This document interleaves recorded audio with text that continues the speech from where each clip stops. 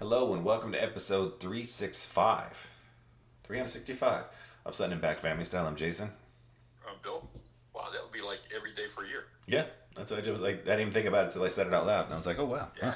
Yeah. Yeah, Well, let's start with the NBA. I've been raving. Yesterday was really the first time I watched Ant-Man, Anthony Edwards for the Timberwolves, and I'm a huge fan now. I just really, he's very athletic, but I was watching him nail big-time three-pointers in the third and fourth quarter, and Yeah. I was really impressed. And I came away thinking that Minnesota could actually win the West. Oh, I'm not without a saying doubt. they will. They wouldn't be favored in my mind over Denver, but I would see a Denver Minnesota series as a really entertaining series to watch. Well, they're one of the few teams. They've got Naz Reid, Rudy Gobert, and Karl Anthony Towns. They have 3 7-footers they can at least throw at Jokic. Now, Jokic has had his way with him over the years, but that is a lot of size to throw at one guy, Yeah. and most of the other teams simply don't have that. So let's break down each series. Let's just start with our Timberwolves Suns. Minnesota won 120 to 95 in game one. 25-point win. And it was wasn't that close. no, it just wasn't. They host game two on Tuesday. And it seems like Phoenix, you just need 2 or 3 guys to just go off to have a shot, right? Yeah, Booker did not have a good game yesterday, He did not. and that makes a big difference. They need to have him going to, make sure they get that inside-outside balance going on. Yeah, and obviously in Phoenix, I'm sure like Nurkic and Grayson Allen, some of those guys will play a little bit better, but they need. I feel like they It's a almost bad matchup because they don't have anybody inside to stop the Timberwolves inside. no, and you need probably a combined 70 points from Durant and Booker, right? Yeah. 30. And Anthony Edwards could drive down the lane all day because you don't have a rim protector. No. And he's, like you said, he's incredibly fun to watch. He's also like, in the corny way of saying, he does have the dog in him. Like, he's nastily competitive. Yeah. In the same way we say that a lot of American players have not been over the last few decades, Anthony Edwards is full on. You know, I'll beat you in chess. I'll beat you in Connect Four. Like, I feel like he's that guy. Well, I think I've got to go with Minnesota in, I'll say 6. Yeah, I was going to say 5. Like you said, it's a really bad matchup. And even if they get 70 from Durant and Booker, there's a lot on Minnesota that can go right to still overcome that. So I just don't see how the Beal trade has worked out for them, the Beal signing. no, he's been a weird player where people don't really know how to, because he's been on bad teams his entire career. And then you add in the health things, and it's like, he's good. Yeah, he's good, but I just don't see that team. And I think he's one of those players, too, that, this is not an anti-advanced stat sort of situation, but there are some players that look better in the advanced numbers than they do in a game. And I think Beal is definitely in that category.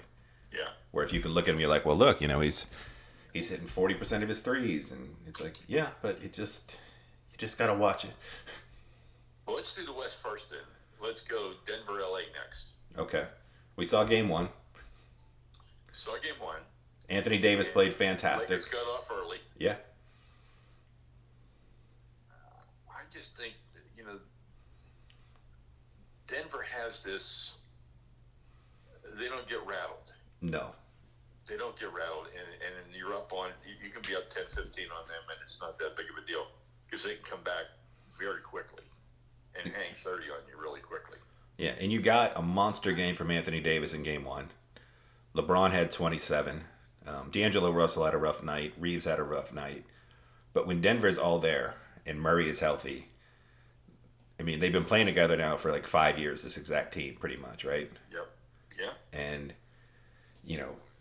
they just shredded they just, when they get going, they were impossible to stop. And then Michael Porter Jr., who is Jonte Porter, who we should probably have a little sidebar on conversation, Yes. he said that in the wake of his brother's banishment from the NBA for life, that his teammates been very supportive, and it's been like a rallying point for him, which has been, if you're worried about a distraction for the Nuggets, that was probably the distraction. I'm going to go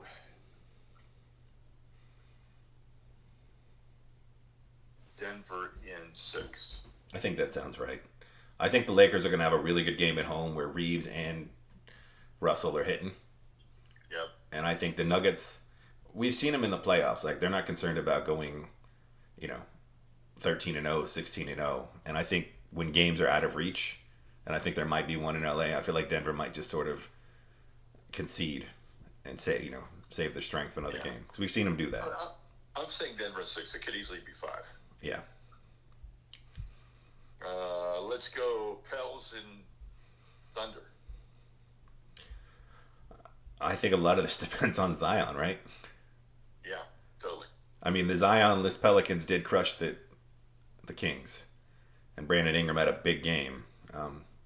It's still weird because Brandon Ingram and Zion are probably their 2 best players, but it seems like they've never played great together. And I don't know what that is exactly, but they don't play well as a duo.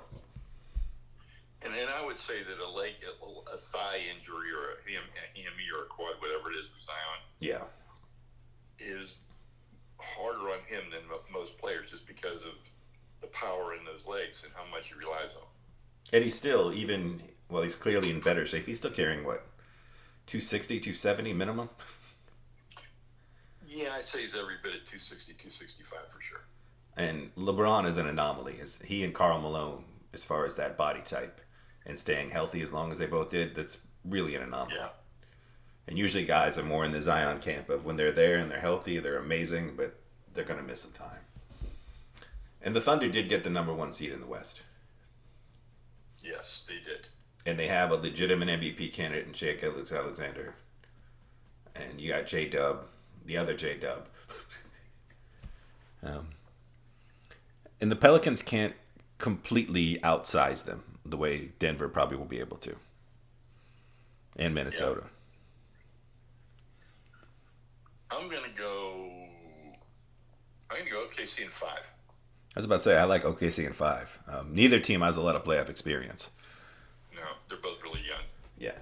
There's a lot of teams that are really like Cavs and Magic. We'll talk about the East. Those are both 2 really young teams too. Yeah. And I guess now for the maybe most contentious series would be the Clippers and the Mavs, the 4-5. Yeah. We have game 1 today at 3 o'clock in LA. We don't know if Kawhi's not playing in game 1 officially. I don't know. Yeah. Oh, it says the Clippers still do not officially know his status for round 1. But with the way Dallas is playing,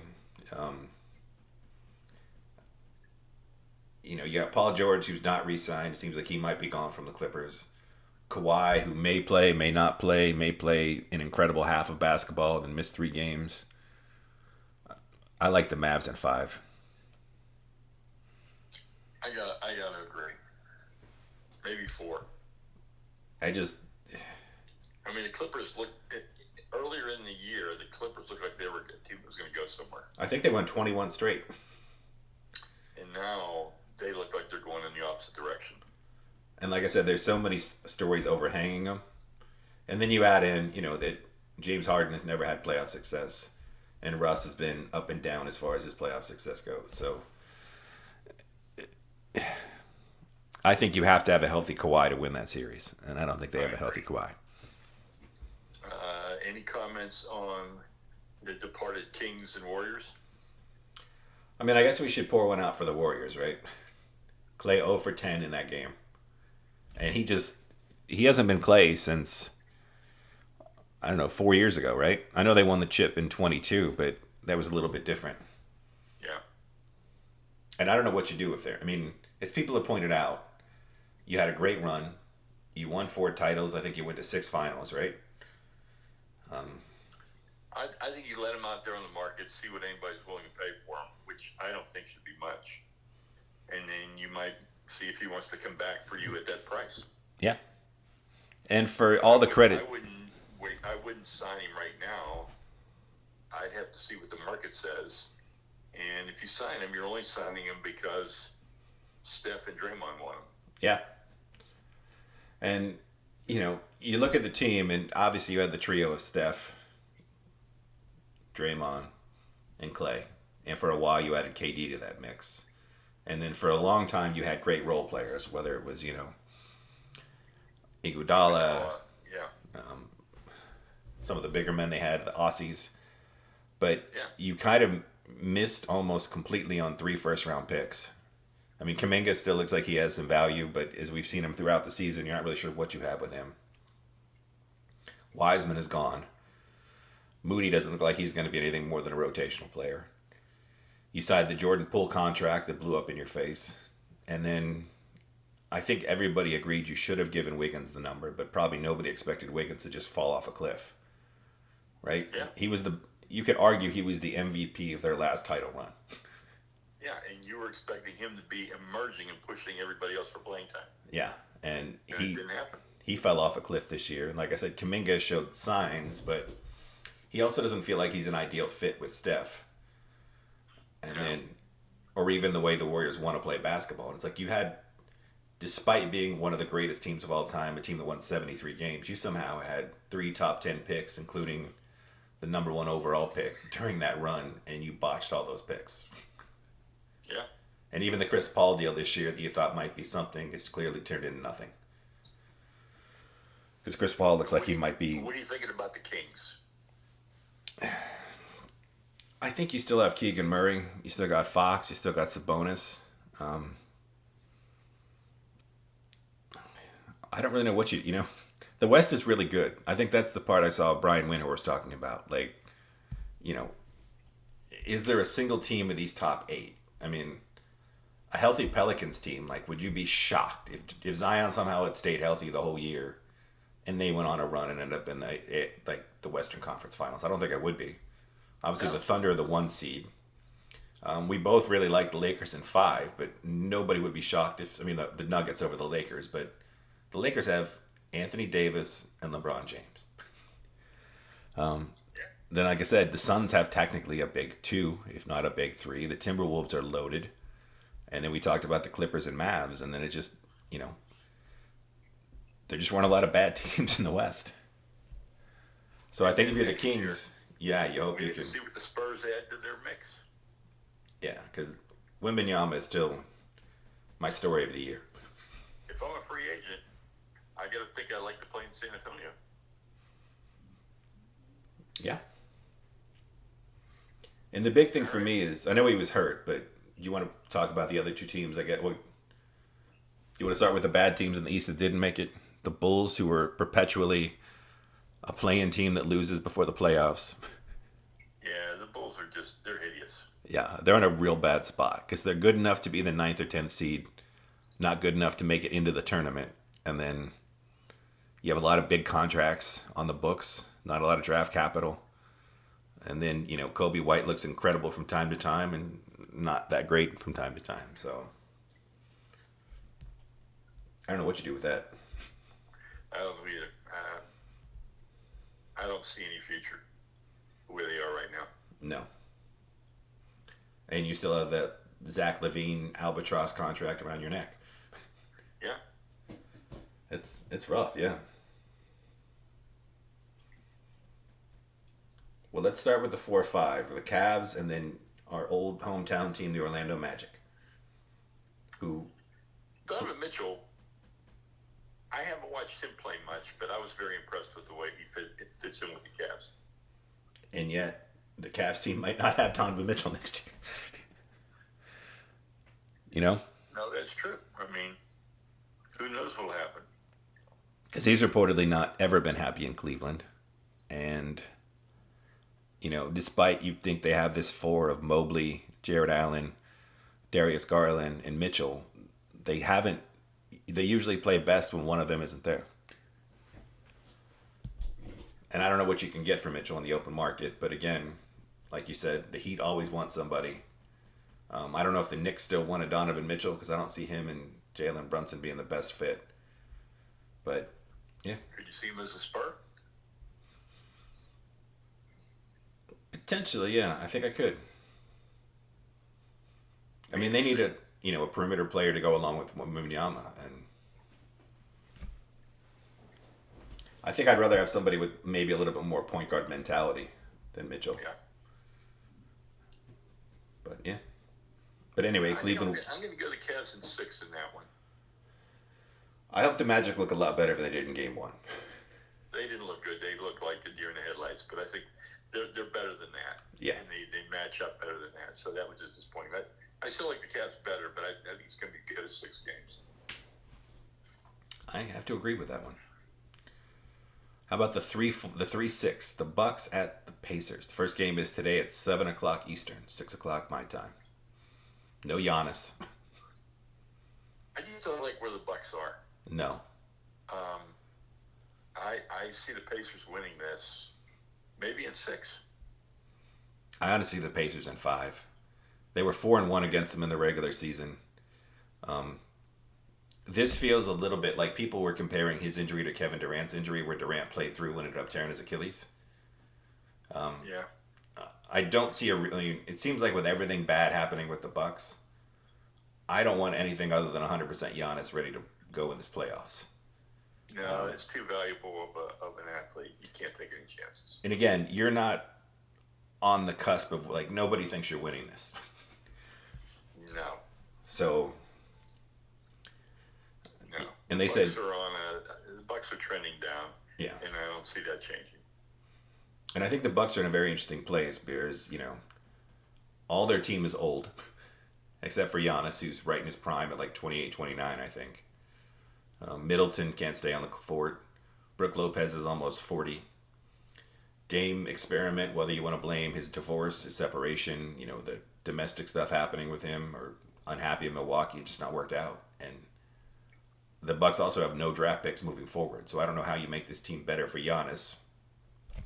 And on Giannis's part, we're now on the third coach since they won the title. Because you had Budenholzer, then you had Adrian Griffin, and now you have Doc Rivers. And I think they panicked too quick. I thought they pulled the trigger too quick on Griffin. Yeah.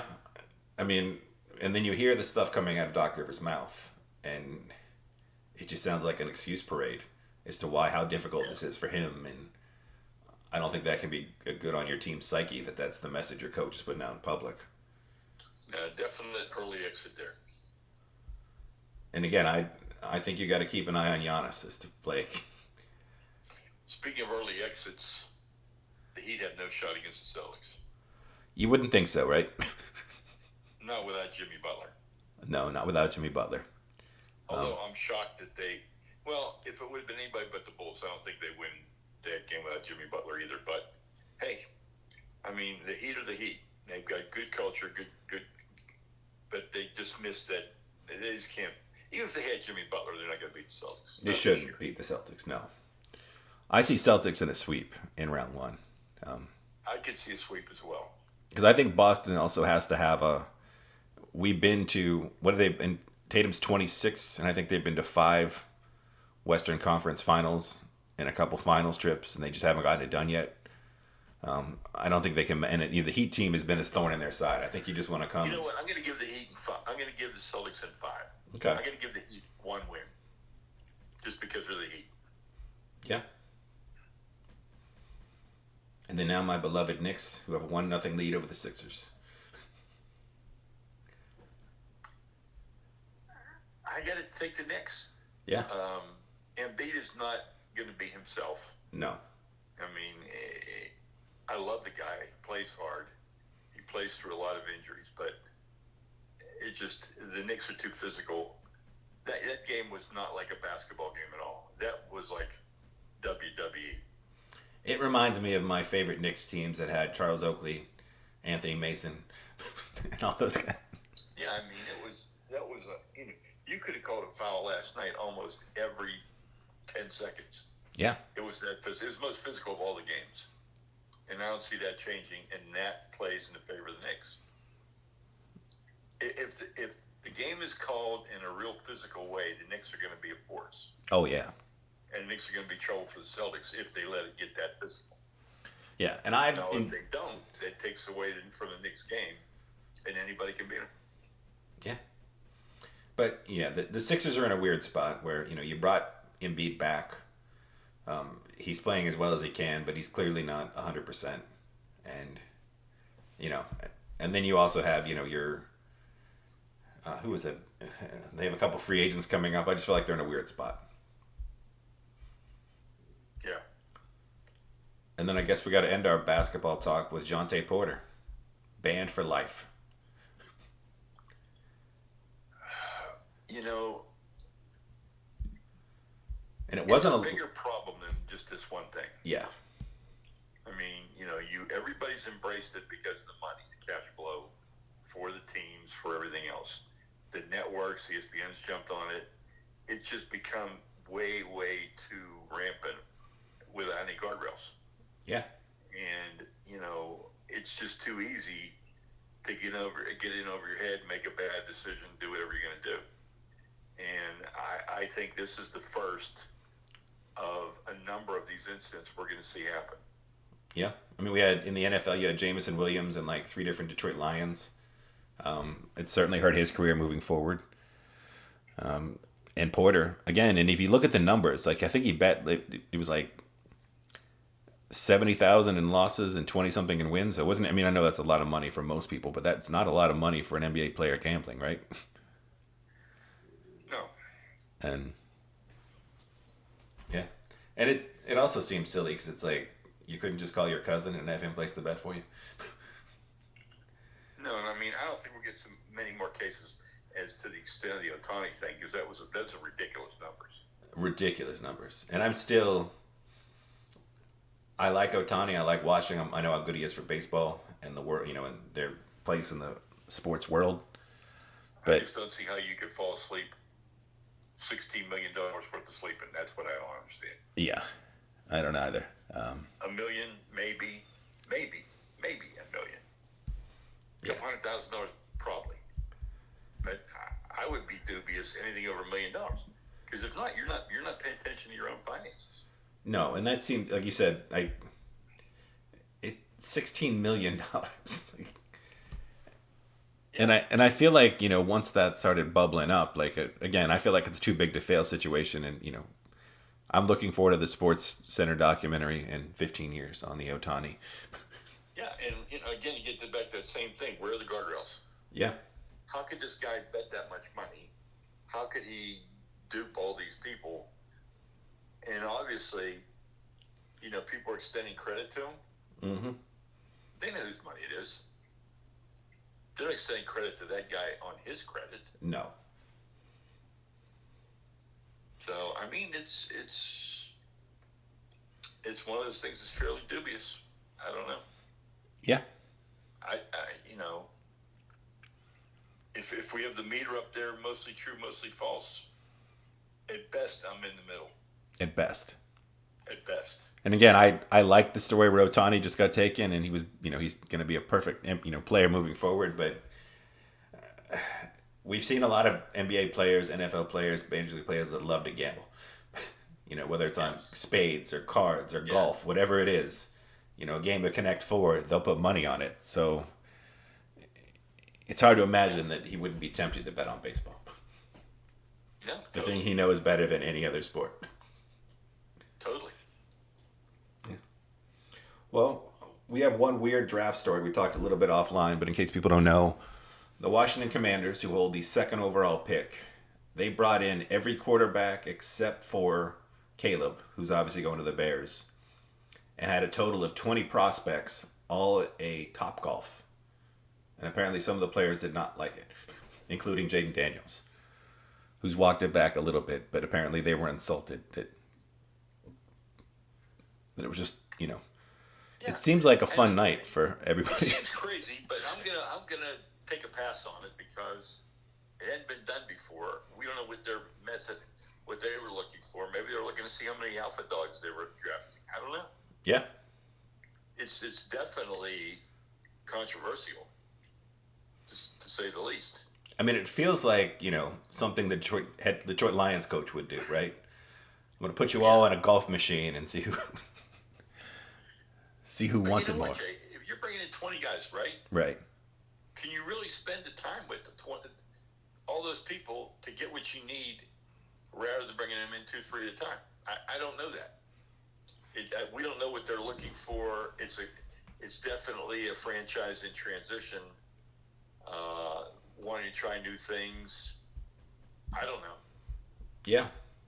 Um, Again, it could be as simple as, we're bringing these guys into a locker room with 50 people. Let's put 20 of them and see who gets along and who seems like they have the right vibes. Yeah. Like I said, I think the alpha thing, it's a very stupid NFL term, but everybody knows what we mean. Like you said with the sales call, where they bring in 20 people, like it's not really the simulation. Like, just because No, you're a you're good looking for NFL. something else, and since we don't know, all we can do is say it just seems odd to us Yeah. based upon everything we've seen. Got a shout out to Salt Lake City for their scoop of an NHL team that should not have been in Phoenix for the last 3 years. And I've said that numerous times on this show, and I've said it in social media for the last 2 years. What took you so long? Yeah. How can you justify playing in a 5,000 seat arena for 2 years, let alone, and then all of a sudden you say, okay, we can't do this for 3 more years. Well, yeah, you shouldn't have done it for 2. You should have done it for 1. Right. It sends a bad message. So my idiot of the day is Gary Bettman for dragging this along so long and being digging his heels in and not seeing a better alternative before this. And now we're seeing all these people saying, well, we're a great hockey market, yada, yada, yada. You're not a great hockey market. No, you're not. I think Salt Lake City will be a much better hockey market. Agreed. We'll see what happens. I'm reading a new book that I really like called Kingdom on Fire. And it's Kareem, John Wooden, and Bill Walton and the UCLA dynasty. But it's like a social history piece at the same time. So it's basketball, but it's also the Vietnam War, Martin Luther King, Muhammad Ali in the draft, Nixon. It's really, really good because it puts everything in the context of what was happening at the time. Okay, that sounds cool. It's really fun to read. It's a really good read. So I would recommend that. Okay.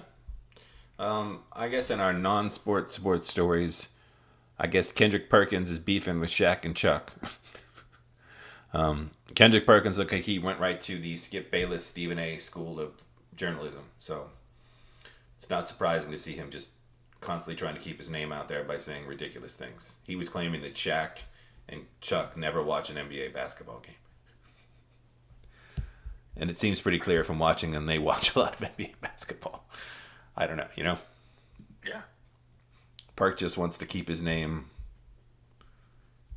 I mean, when you hear stories about how that show works, which is basically producers are walking around being like, who will say something ridiculous for round 1, and anyone that raises their hand to do it gets on the air. Well, I got to tell you, as soon as I saw the halftime in Stephen A., I turned off the sound and started reading my book and waited till half was over to continue watching the basketball game. I didn't need to watch the show. Yeah. No, there was no need to watch the show. No, none. Let's see what else. My Pirates are fading badly. Yeah. But I still think they're going to win more than they lose by 1 or 2. You want your Steeler moment? You going to pick your draft pick?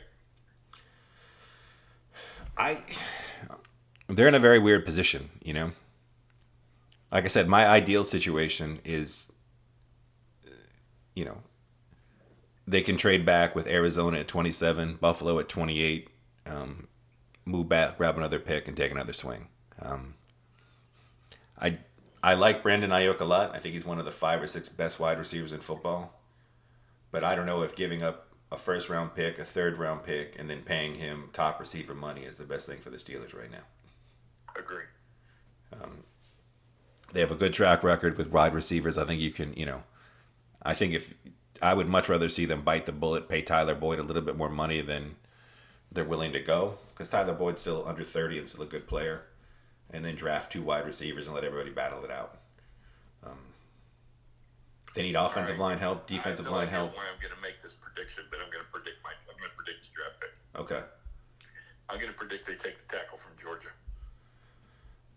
Yeah, I've seen. See, that's the goofy cycle of the draft. Is he was their pick almost, since the beginning. Like Amarius Mims, pair him back up with Broderick Jones, bookend tackles for the next decade.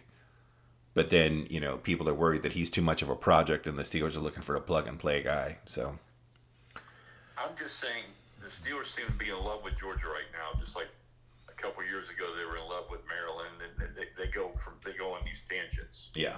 And I still think they're in love with Georgia, so I'm going to pick Marius Mims. I mean, I don't think it's possible, but if they could get Mims, Lad McConkey, and then swing around and get Van Pratt in the center and go Georgia, Georgia, Georgia with the first 3 picks, I'd be very happy with that. Yeah. Georgia's one of the best teams in the country. They always have the best recruiting class in the country. So it's like, let's just roll with it, Agree. I don't think you can hurt yourself drafting top SEC players for the most part. Entertainment or food? My entertainment is Tuesday night is the final episode of Shogun, and it's been outstanding. So enough curveballs in it to keep it happy. Great acting, great scenery, great effects. I'm excited about it, so I'm looking forward to that one. Yeah, we're hoping to jump back into that, or get into that now, because we finished Fargo, and we've just been looking for something else since then. There's so much out, and yet not so much out at the same time. It's very odd. Yeah. We watched a classic movie last night, Lady in the Lake, based upon Raymond Chandler, where, I don't know if you know, that you probably would know this, but the whole movie is shot from the perspective of the lead actor. You never see the lead actor on camera unless he's in a mirror. Yeah. And it was, I don't know, it was a little odd. The story had a lot of twists and pulls in it. It's a very good Raymond Chandler story. But it was, I don't know, the way since the actors had to always be looking directly into the camera. Yeah. I thought it was odd. I can see that. Oh, I did the Curb Your Enthusiasm series finale. Oh, yeah, you talked about that, Bruce Springsteen. It was incredible. Well, he was in the pre-ultimate episode, and I think I think he was 8 and 9. But he ends Curb Your Enthusiasm on trial with a bunch of people coming in to talk shit about him, almost like the Seinfeld finale that everybody hated. And he and Jerry end up together at the end of the episode. And it's, like I said, if you were a Seinfeld fan, I think it add extra. I can't stand Larry David as an actor, but I think I'm gonna go ahead and watch that. At the very least, you should. I still like him. Yeah, and it's he's one, I perfectly understand that people don't enjoy him on the screen. I love him on screen, but it's very easy to see. It's sort of like you like a weird food you like.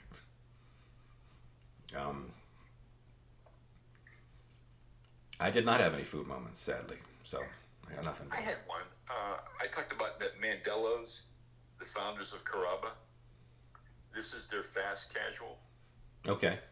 When they had a meatball sub there the other day, it was pretty good. Okay. But they have great gelato. And I had gelato there. The gelato it's probably the best gelato I've had in Tampa. Really good gelato. The pizza's decent. Their pasta's decent. Salads are decent. For fast, it's something you don't usually see, fast casual Italian. But it's good. Okay. Oh, I do have, I guess, one entertainment moment for you. I like close-up magic. And there is a magician from Spain named Danny Ortiz. He is the most incredible person with his hands I've ever seen. He does stuff with cards that just blow your mind. Where'd you see him?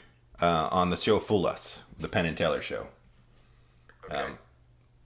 And spoiler alert, he fools him, but it's worth watching. It's Danny, D-A-N-I, and then D-Ortiz, so D-A-O-R-T-I-Z. And he has a bunch of clips on YouTube, too. He's just... You won't be able to... because what's... I think unless you're 5, I think you understand that these are all just tricks and illusions, obviously.